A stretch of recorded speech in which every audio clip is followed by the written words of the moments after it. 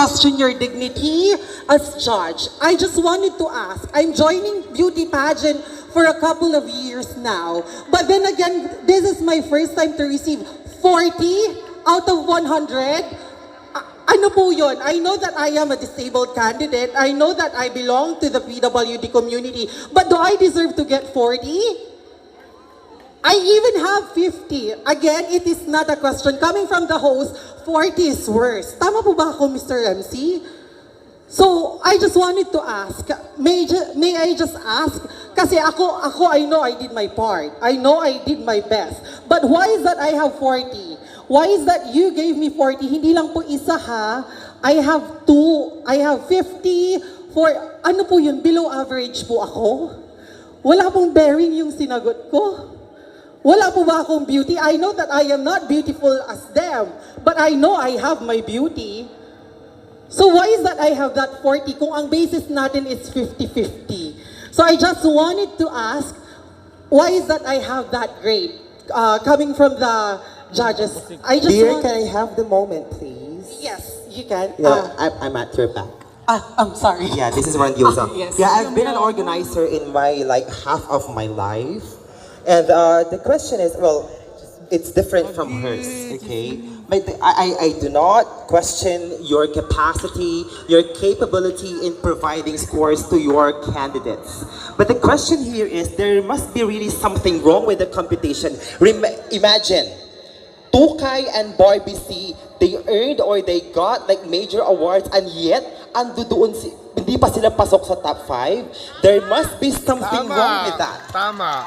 Doon pa lang, may mali po sa computation ninyo. Napansin ko din Okay? Well, I do not argue with how you score your candidates. Okay?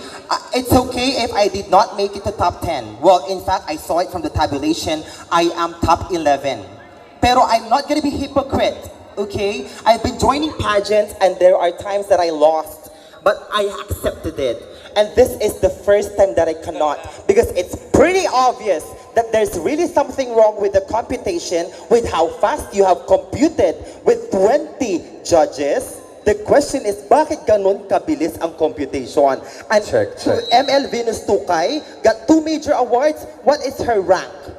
That's very questionable. Okay. Well, it is a matter of your credibility na. Well, it's my first time here in your municipality, and we traveled all the way from different places of Pangasinan, and yet ito yung madadatnan namin. This is so unacceptable. And for you to give 50 over 100, you are ridiculous, okay? Well, you are out of your mind. I'm not gonna push myself to join top 10. I don't care anymore because I don't give a damn with the result. But the thing here is, you give it to who deserves the placement of your competition, because this will boil down against you. And I'm not gonna let this pass. This is gonna be posted online. Thank you.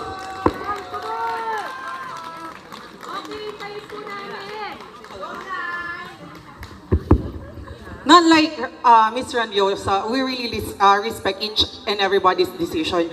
But coming all the way from a faraway land, it's very unacceptable din naman po talaga. So, thank you very much for listening to us, ma'am, sir. And